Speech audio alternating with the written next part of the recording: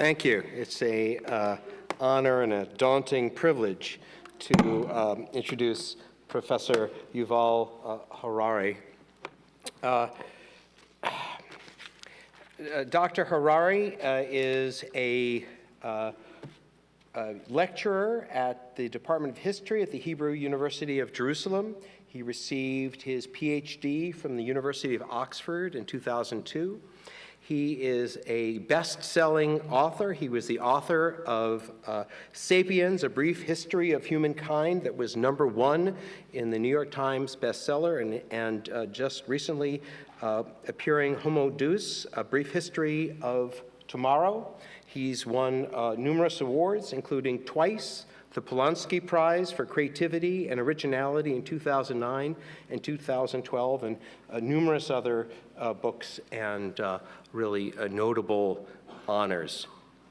Oftentimes, when we think about historians, we imagine them focusing on some very narrow topic, some particular era, some 20 years, some particular author, some particular battle, something of that sort. My apologies to historians in the audience who I may have insulted, but this is sort of our stereotype.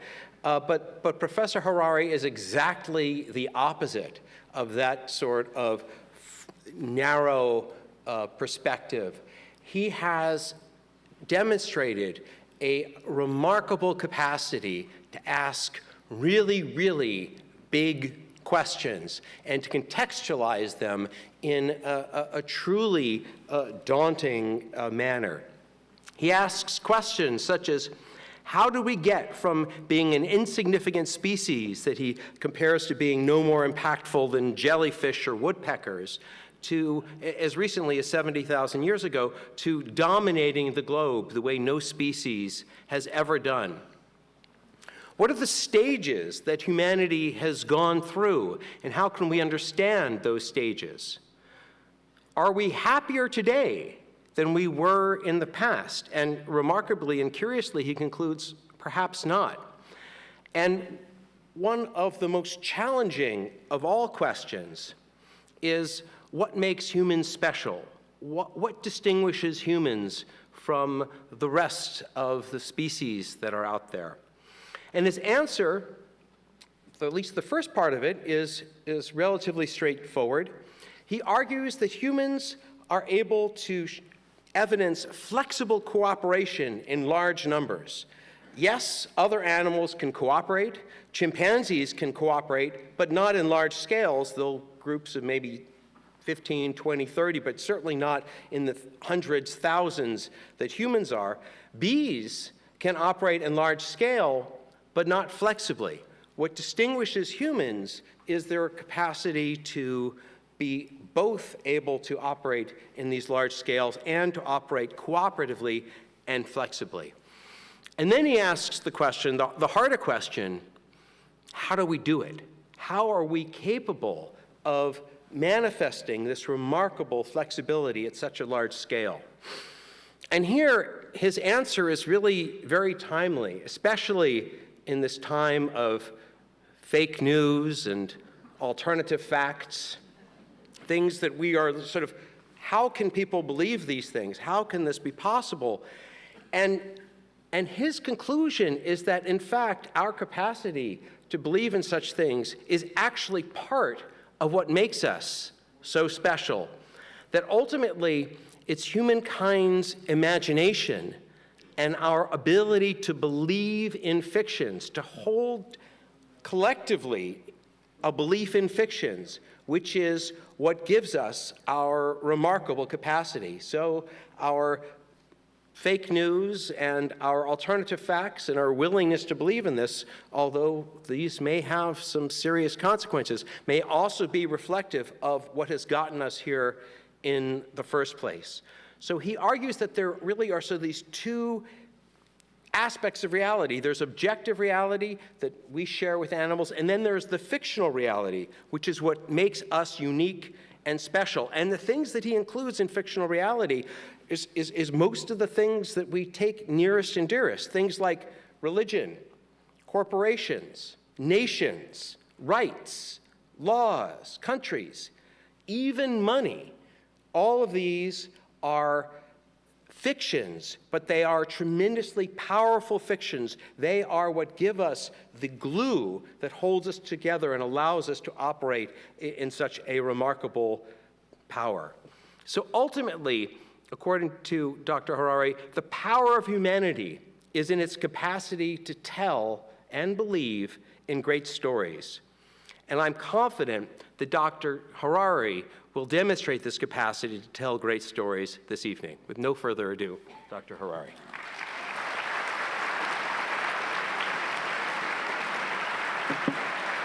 Thank you.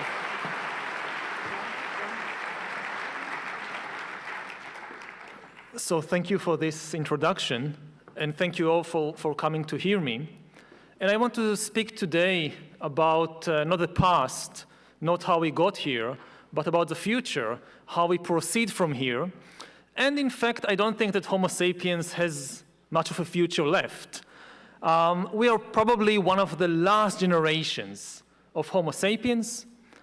In a century or two at most, I guess that humans like you and me will disappear, and Earth will be dominated by very different kind of beings or entities. Beings that will be more different from us than we are different from Neanderthals or from chimpanzees. And we are beginning to see the signs of this revolution all around us. And I want tonight to focus on one particularly important sign, which is what is happening to authority. To the shift. Authority is now shifting away from humans. For centuries, for thousands of years really, we have been accumulating power and authority in our own human hands. But now, authority is beginning to slip away, to shift from us to other entities, and in particular, to shift from us to algorithms. But before discussing these algorithms and their potential for being the new rulers of the world, I want to spend a few minutes looking at the last few centuries, which saw really the apogee of human authority in the shape of the ideology or worldview known as humanism. For centuries before, humans believed that the real source of authority in the world is not their imagination, is not their collective power, but most humans thought that authority actually comes from outside. Authority comes from above the clouds, from the heavens. Authority comes from the gods. The most important sources of authority in politics, in economics, in ethics were the great gods and their sacred books and their representatives on earth. The priests, the rabbis, the shamans, the caliph, the popes, and so forth. Then in the last 2-3 centuries, we saw the humanist revolution, a tremendous political and religious and ethical revolution, which said basically, which brought down authority from the heavens down to earth, down to humans, and said that the most important source of authority, the supreme source of authority in all fields of life is human beings. And in particular, it is the feelings and the free choices of human individuals. What humanism told humans is that when you have some problem in your life, whether it's a problem in your personal life, or whether it's a problem in the collective life of an entire society or an entire nation, you don't need to look for the answer from God or from the Bible or of some big brother. You need to look for the answer within yourself, in your feelings, in your free choices. And we've all heard thousands of times these slogans which tell us, listen to yourself, connect to yourself and follow your heart, do what feels good to you. And these are really the most important ideas or advices about authority for the last 2 or 3 centuries in almost all fields of life. If we start with politics, so in a humanist world, in a world that believes that the highest authority is human feelings, in politics this manifests itself in the idea that the voter is the supreme authority. The voter knows best. When you have some really big political decision, like who should rule the country, who should be president, so you don't ask God, and you don't ask the Pope, and you don't ask the Council of Nobel laureates. Rather, you go to each and every Homo sapiens, and you ask, what do you think? What do you feel about this question? And most of the time, it's really the feelings that decide the issue. It's not rational thinking. It's human feelings. And the common assumption in humanist politics is that there is no higher authority than human feelings. You cannot come to humans and tell them, yes, you think like that, you feel like that, but there is some higher authority that tells you that you are wrong. This was the case, for example, in the Middle Ages, but not in modern humanistic politics, certainly not in a democracy. The same thing is true also in the economic field. What is humanist economics? It's an economic view that says that the highest authority is the feelings, the wishes, the whims of individual customers. The customer is always right. How do you know if an economic decision is the right decision? How do you know if a product is a good product? In a humanist economy, you ask the customers. The customers vote with their credit card, and once they voted, there is no higher authority that can tell the customers, no, you are wrong. Let's say you want to produce the best car in the world. What is the best car in the world? So let's say Toyota or Ford want to produce the best car in the world. They gather together the Nobel Prize winners in physics and chemistry and economics. They bring together the best psychologists and sociologists. They even throw in the best artists and the Oscar winners and whatever. And they give them 4 years to think together and design and manufacture the perfect car. And they do it. And they produce the Toyota Perfect or the Ford Perfect. And then they produce millions of these cars and send them to car agencies all over the country or all over the world. And the customers don't buy the cars. What does it mean? Does it mean that the customers are wrong? No. The customer is always right in a humanistic economy. It means that all these wise people are wrong. They are not a higher authority than the customer. In a communist dictatorship, you can come to the people and say, this is the car for you. The Politburo decided in its wisdom that this is the perfect car for the Soviet worker, and this is the car you're going to have. But this is not how it works in a liberal humanistic economy where there is no higher authority than the customer. The same idea is also found at the basis of modern art. What is humanist art? It is art that believes that beauty is in the eyes of the beholder. How do you know what is art? How do you know what is good art, what is beautiful, and what is ugly? For thousands of years, philosophers and thinkers and artists had all kinds of theories about what is art and what is beautiful. And usually, they thought that there was some objective yardstick, a divine yardstick probably, that defines art and beauty. God defines what is art and what is beautiful. Then came along humanist aesthetics in the last 2 centuries and shifted the source of authority to human feelings. Beauty is in the eyes of the beholder. In 1917, exactly a century ago, Marcel Duchamp took an ordinary mass-produced urinal, declared it a work of art, named it Fountain, and ever since then, if you went to a first-year course in art history, you probably saw this image. Almost in every first-year history of art course, they bring this image in one of the first lessons, and the lecturer shows the image and asks the students, well, what do you think? And all hell breaks loose. Hey, it's art, it's not art, it is, it isn't. How do you define art? And at least if this is a humanist university or a humanist college, the lecturer will steer the discussion to the conclusion that there is no objective definition or yardstick for art or for beauty.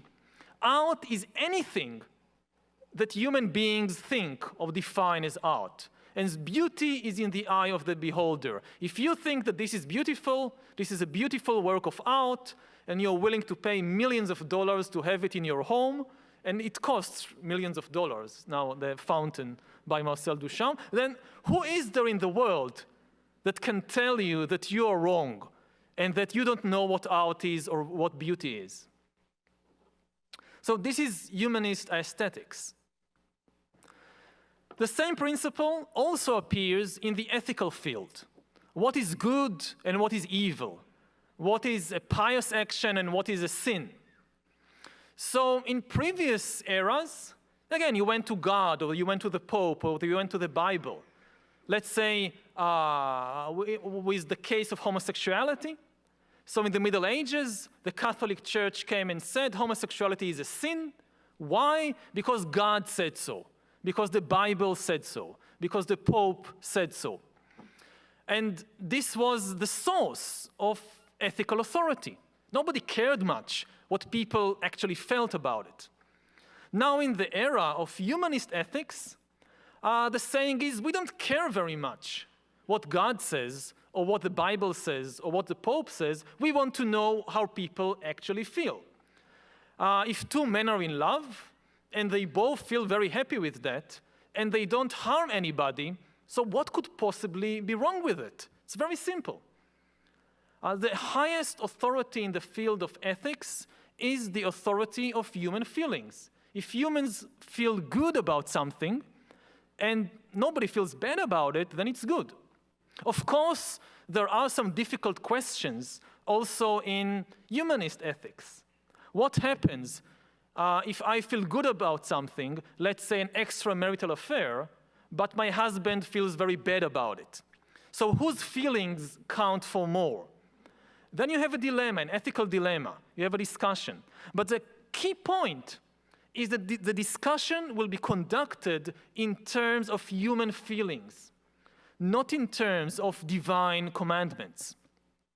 It's interesting that today even some religious fundamentalists have learned this trick, and they are using the language of human feelings and not the language of divine commandments. I come from the Hebrew University in Jerusalem, and every year for the past 10 years or so, we have in Jerusalem our own gay parade, which is a very rare day of harmony in Jerusalem, because this is a very conflict-ridden city for most of the year. But the gay parade is a special day of harmony, because then you have all the Orthodox Jews and Muslims and Christians coming together to fume and to shout against the gay parade. So you have one day of harmony in this city. But the really interesting thing is the arguments that at least some of them use. They go to the television or to the radio, and they say, it hurts our feelings. They don't say, God said that homosexuality is a terrible sin. Some of them say so, of course, but when they go on television, they would usually say they shouldn't hold a gay pride parade in Jerusalem because it hurts our feelings. Just the same way that gay people want us to respect their feelings, they should respect our feelings and hold the parade in Tel Aviv or some other place, not in Jerusalem. Now again, it doesn't really matter what you think about the argument. The interesting point here is that even such religious fundamentalists have learned that it's more effective to conduct the debate in terms of human feelings and not in terms of divine commandments.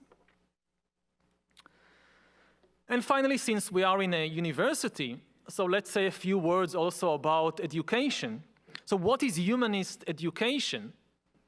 For hundreds of years, when people thought that the supreme source of authority was outside humans, the main aim of education was to connect people to that outside source of authority. If you thought, for example, that the Bible was the highest source of authority, or God was the highest source of authority, then the main purpose of education was to teach you what God said and what the Bible said and what the wise people of the past have said. In humanist education, since the highest source of authority is your own feelings and your own thoughts, the chief aim, the most important aim, is to enable you to think for yourself. You go to everybody from kindergarten to the professors at university, and you ask them, what are you trying to teach the kids, the pupils, the students? And they would tell you, oh, we try to teach mathematics, and we try to teach physics, and we try to teach history. But above all, I try to teach my students to think for themselves. This is the highest ideal of humanist education, because this is the source of authority. You have to be able to connect to it. Now, all of this is now under a cloud, are now facing a huge threat, a deadly threat. This entire humanist worldview is facing a threat, not so much from religious fundamentalists or from dictators in North Korea or Russia or elsewhere. The really big threat to the humanist worldview is now emerging from the laboratories, from the universities, from the research departments in places like Silicon Valley. Because what more and more scientists are telling us is that this entire story of humanism is really based on outdated science or an outdated understanding of the world, and in particular, an outdated understanding of Homo sapiens, of this ape from East Africa.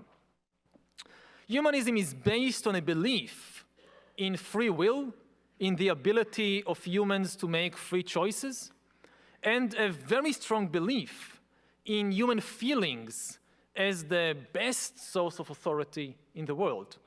But now scientists are saying, first of all, there is no such thing as free will.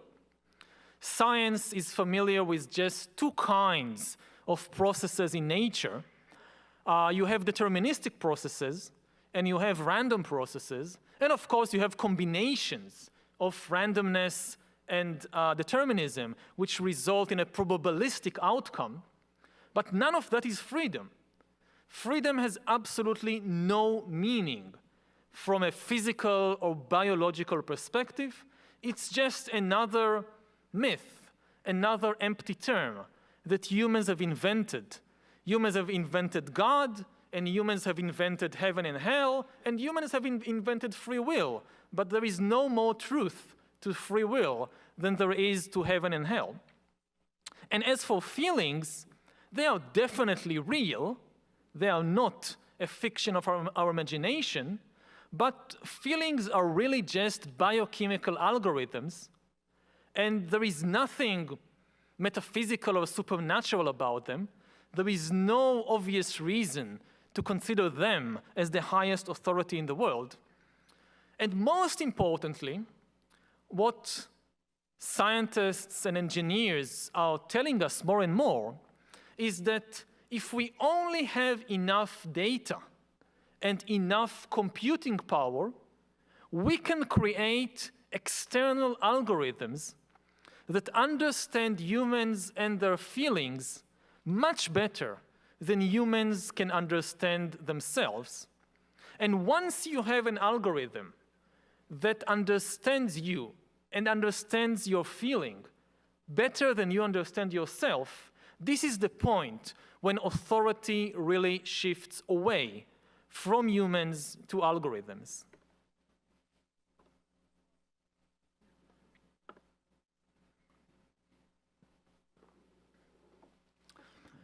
Now, this sounds both frightening, I guess, and complicated. So I'll try to explain what it means. First of all, what does it mean that feelings and organisms really are algorithms? You can say that, in a way, it's possible to summarize more than a century of research in the life sciences, and especially in biology and in evolution, in just 3 words. Organisms are algorithms. This is now more and more the dominant view, not only in the life sciences, but also in computer science, which is why the two are merging. And what this idea that organisms are algorithms, what it really means is that human feelings, and not just human, also chimpanzee and elephant and dolphin feelings, sensations and emotions, they're all just a biochemical process of calculation, calculating probabilities in order to make decisions. Feelings are not some metaphysical quality that God gave Homo sapiens in order to write poetry and appreciate music. Feelings are processes of calculation, biochemical calculation, shaped by millions of years of natural selection to enable humans and other mammals and other animals to make good decisions when they are faced with problems of survival and reproduction. What does it mean? Let's take a concrete example. Let's say you are a baboon somewhere in the African savannah, and you face a typical problem of survival. In order to survive, you have to eat. In order to survive, you have to be careful not to be eaten by somebody else. And let's say that as you walk along the savannah, you suddenly see a tree with bananas on it, but you also see a lion not far from the tree. And you need to make a decision whether to risk your life for the bananas or not. This is the kind of problem that animals like baboons and like humans have been facing for millions and millions of years. Now, this is really a question of calculating probabilities. I, the baboon, I need to calculate the probability that I would starve to death if I don't eat the bananas versus the probability that the lion will eat me if I try to reach for these bananas. I need to know which probability is higher in order to make a good decision. For that, I first of all need to collect a lot of data. I need data about the bananas. How far are the bananas? How many bananas? Are they big or small, ripe or green? It's one situation when we are talking about 10 big ripe bananas, and it's very different if you have just 2 small green bananas. Similarly, I need information, I need data about the lion. How far is the lion? How big is the lion? How fast I think the lion can run? Is the lion asleep or awakened? Does the lion look hungry or satiated? I need all these kinds of data about the lion. And of course, I need a lot of data about myself. How hungry I am, how fast I can run, and so forth. Then I need to take all these pieces of data and somehow calculate them very, very fast, the probabilities. How does the baboon do it? The baboon does not take out a pen and a piece of paper or calculator and start calculating probabilities. No, the entire body of the baboon is the calculator. It takes in the data with what we call our senses, our sensations, with our sight, with our smell, with our ears. We take in all the data, also from within the body. And then the nervous system and the brain, they are the calculator that within a split second calculates the probabilities, and the answer will appear not as a number, the answer will appear as a feeling or an emotion. If chances are that I should go and get the bananas, then this will appear as the emotion of courage. I will feel very courageous, I feel I can do it, all my hair will stand, my chest will puff up, and I'll run for the bananas. If the result of the calculation is that it's too dangerous, then this too will appear not as a number, but as an emotion. This is fear. This is how fear emerges. And I will be very frightened and run away from there. So what we, in day-to-day language, call feelings and emotions and so forth, according to the standard theory today in the life sciences, these are really biochemical algorithms calculating probabilities. Now, until today, until the early 21st century, this idea, this understanding that organisms are algorithms, that emotions and feelings are really just a biochemical process of calculating probabilities, this didn't have much of a practical impact because nobody had the capacity to collect enough data, and nobody had the computing power necessary to analyze that data and really understand what's happening within me. For thousands of years, all kinds of authorities tried to hack humans, tried to understand what goes through our minds, what do we think, what do we feel. But nobody was really able to do it. The Catholic Church in the Middle Ages, or the KGB in Soviet Russia, they were very interested in understanding humans, in hacking humans, but they couldn't do it.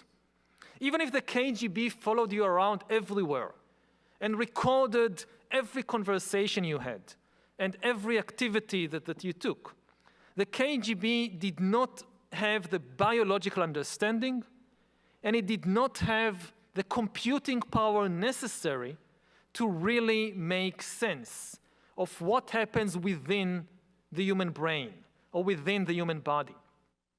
So until today, when humanism told people, don't listen to the Pope, don't listen to the Bible, don't listen to Stalin, don't listen to the KGB, listen to your feelings, this was good advice, because your feelings really were the best method for making decisions. They are the best algorithm in the world. Your feelings, human feelings, were algorithms shaped by millions of years of natural selection, algorithms that withstood the harshest quality tests in the world, the quality tests of natural selection. So if you had to choose between listening to the Bible and listening to your feelings, it was very good advice what humanism told you: listen to your feelings. The Bible was just the wisdom of a few priests in ancient Jerusalem. Your feelings were the best mechanism for making a decision that has been shaped by millions and millions of years of natural selection. So it made good advice to listen to your feelings. But now things are changing. We are now at the intersection, or at the collision point, between two immense scientific tidal waves. On the one hand, for more than a century, at least since Charles Darwin, we have been gaining a better and better understanding of the human body and of the human brain and of human decision-making and human emotions and sensations and so forth. And at the same time, with the rise and development of computer science, we have been learning how to engineer better and better electronic algorithms with more and more computing power. Until today, these two were kind of separate developments, but now they are coming together. I think the crucial thing that is happening right now in the second decade of the 21st century is the merging of these two tidal waves.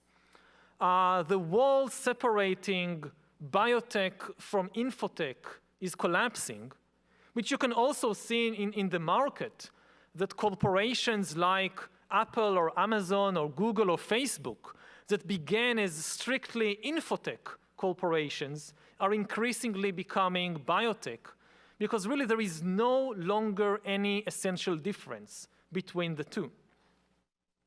And we are very close to the point when, unlike the KGB and unlike the Catholic Church, Facebook or Google will be able to understand you better than you understand yourself, because they will have the data, they will have the biological knowledge, and they will have the computing power necessary to understand exactly how you feel and why you feel the way that you feel. This is already happening in one very important field, which is the field of medicine. In the field of medicine, it's already happened, basically. Authorities already began to shift dramatically from humans to algorithms. I think it's a very fair estimate or prediction that the most important decisions about your health, about your body, during your lifetime will not be taken by you on the basis of your feelings. They will be taken by algorithms on the basis of what they know about you and you don't know about yourself. To give a practical, real-life example, which made a lot of headlines 2-3 years ago, there was this very famous story about Angelina Jolie. She did a genetic test, a DNA test, that revealed she had a mutation. I think it was in the BRCA1 gene. And according to big data statistics, women who have this particular mutation in this particular gene, they have an 87% chance of getting breast cancer. Now, at the time, Angelina Jolie did not have breast cancer. She, of course, made all the tests and checks, and she did not have breast cancer at the time. She felt also perfectly healthy. Her feelings were telling her, you're perfectly okay. You don't need to do anything. But the big data algorithms, they were telling her a very different story. They told her you have a time bomb ticking in your DNA. And even though you don't feel anything is wrong, you had better do something about it now. And Angelina Jolie very courageously and sensibly preferred to listen to the algorithm and not to her own feelings. She underwent a double mastectomy and also published her story, I think it was in the New York Times, in order to encourage other women to do similar tests and perhaps take similar preventive steps. So this kind of scenario, that your feelings tell you you're absolutely okay, but some big data algorithm that knows you tells you no, you're not okay, and you prefer to listen to the algorithm, this, I think, is more and more going to be the shape of medicine in the 21st century. But it won't remain restricted to medicine.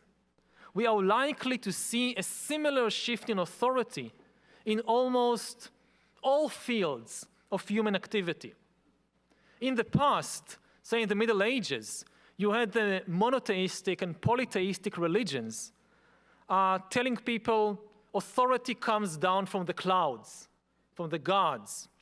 If you have a problem in your life, Listen to the Word of God. Listen to the Bible.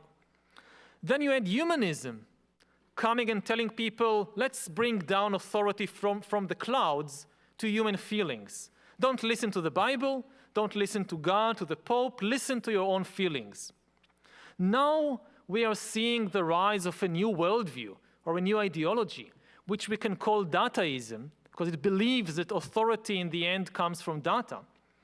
And dataism shifts back authority to the clouds, to the Google cloud, to the Microsoft cloud.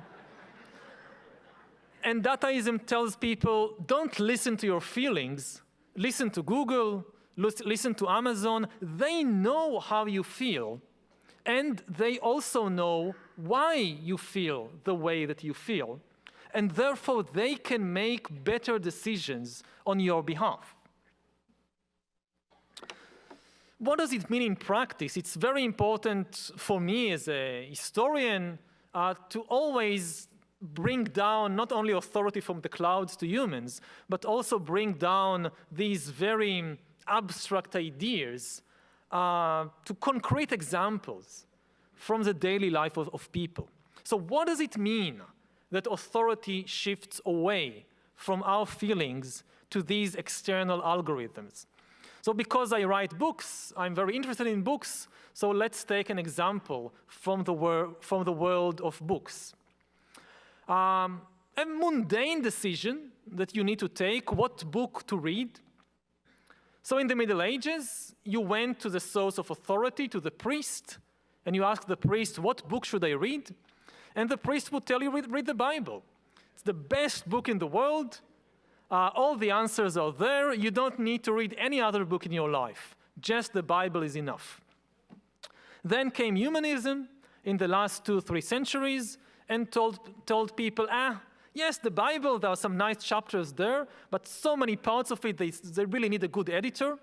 And really, you don't need to listen to anybody other than yourself. Just follow your feelings. There are so many good books out there in the world. You go to a bookshop, you wander between the aisles, you take this book and that book, you flip through, you feel some gut instinct connecting you to a particular book. Take this book, buy it, read it.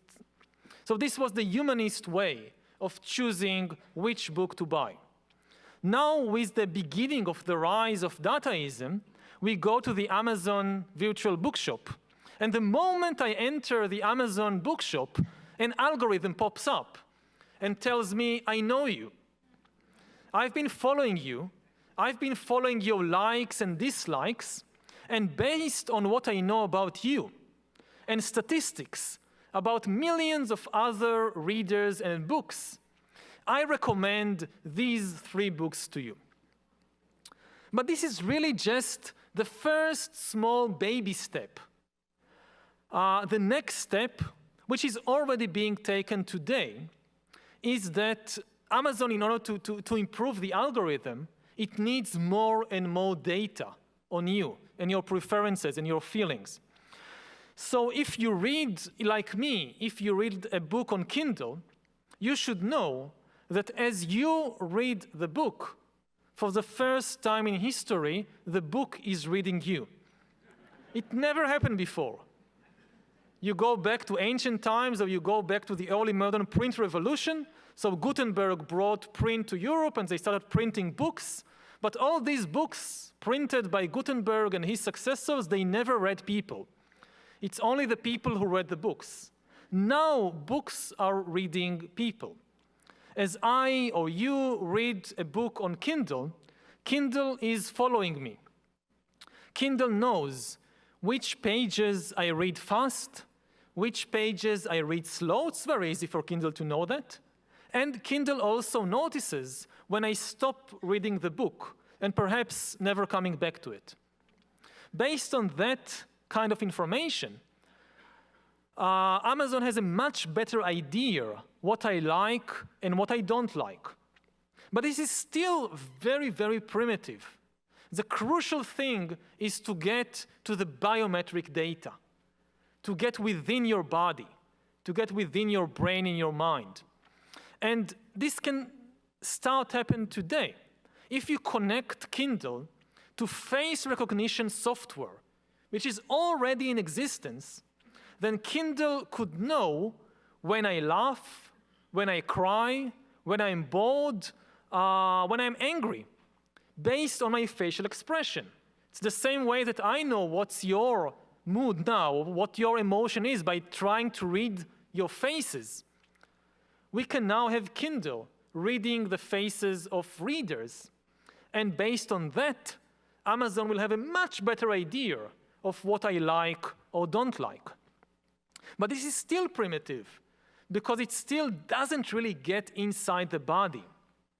The really crucial step, and we are very, very close to that step, is when you connect Kindle to biometric sensors on or inside my body. And once you do that, Kindle will know the exact emotional impact of every sentence I read in the book. I read a sentence, and Kindle knows, which means Amazon knows, what happened to my blood pressure, what happened to my adrenaline level, what happened to my brain activity as I read this sentence. By the time I finish the book, let's say I read Tolstoy's War and Peace.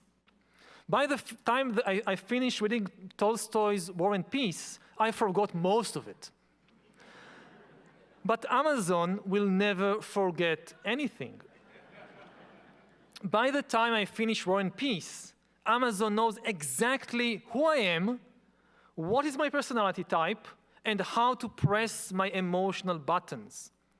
And based on this kind of knowledge, it can do far more than just recommend books for me.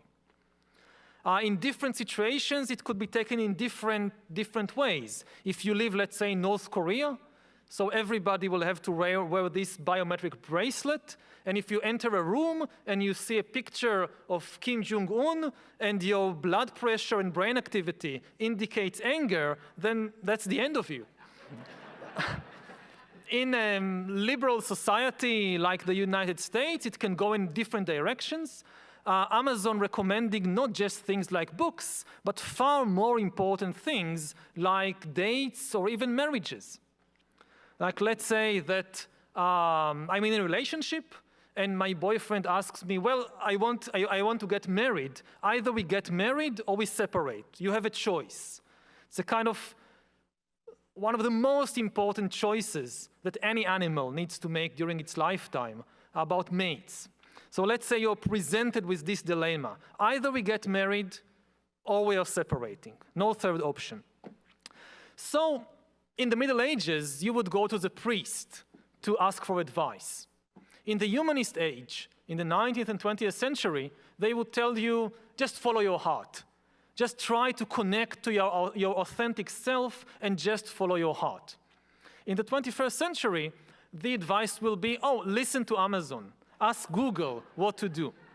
And I would come to Google or Amazon and I would say, Google, I have this dilemma. What do you recommend that I do? What is the best course of action for me? And Google will say, oh, I've been following you around during your lifetime. I've been reading all your emails and all your search words on the internet.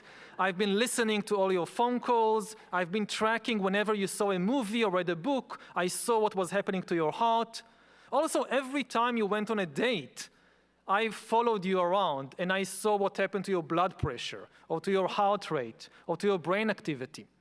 And I know your DNA scan and all your medical records and whatever. And of course, I know I have all this data also about your boyfriend or your girlfriend, and I have data on millions and millions of successful and unsuccessful relationships. And based on all this data, I recommend to you, with a probability of 87%, that it's a good idea to get married. That's the best thing for you, to get married. But Google will tell me, I know you so well that I even know you don't like the advice I now gave you. And I also understand why. Because you think you can do better.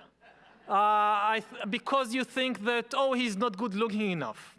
And your biochemical algorithm that was shaped in the African savanna 100,000 years ago, it gives far too much importance to external looks, to beauty. Because this is what mattered in the African savanna 100,000 years ago. It was a good indicator of fitness. And you are still following this old-fashioned algorithm from the African savanna. But my algorithm is much, much better. I have the latest statistics on relationships in the postmodern world. And I don't ignore beauty. I don't ignore good looks. But unlike your algorithm that gives good looks 30% in weighing, in evaluating relationships, I know that the true impact of looks on the long-term success of a relationship is just 11%. So I took this into consideration, and I'm still telling you that you're better off married. And in the end, it's an empirical question. Google doesn't have to be perfect. It just has to be better than the average human. It just has to make consistently better recommendations than the decisions people take for themselves. And people often make such terrible mistakes in the most important decisions of their life. They choose what to study or whom to marry or whatever, and after 10 years, this was such a terrible mistake. And Google will just have to be better than that. And it won't happen overnight, like in some immediate revolution. It's a process. We'll ask Google or Amazon or Facebook or whatever for their advice on more and more decisions. And if we see that indeed we get good recommendations better than the decisions we ourselves usually take, then we trust them more and more. Trust them more with our data, and also trust them more with authority to make decisions for us. And it's really happening all around us in small baby steps. Like if you think about finding your way around town. So more and more people delegate this responsibility to Google Maps or to Waze or some other GPS application. You reach an intersection, your gut instinct tells you turn right. Google Maps tells you, no, turn left. I know that there is a traffic jam on the right. And you trust your intuition, and you turn right, and you are late. Next time, you say, okay, I'll try Google Maps, and you follow Google's recommendation, and you arrive on time. You learn not to trust your intuition. It's better to trust Google. And very soon, people reach a point when they have no idea where they are. They lose their spatial ability to know where they are and find their way around space. They just follow blindly whatever the application is telling them. And if something happens and the smartphone shuts down, they are clueless. They don't know to find their way around space. This is happening already today, and it's not because some government forced us to do it. It's decisions we are all taking on a daily basis. Now, two caveats before I open the floor for your questions. First of all, very important to emphasize that all this depends on the idea that we are in the process of hacking the human being, and in particular of hacking the human mind and the human brain. But we are still very, very far from understanding the brain, and even further from understanding the mind. And there is a chance that in the end it will turn out that organisms aren't algorithms after all. There are some very deep things we still don't understand about the brain and the mind, and all this dream will turn out to be a fantasy.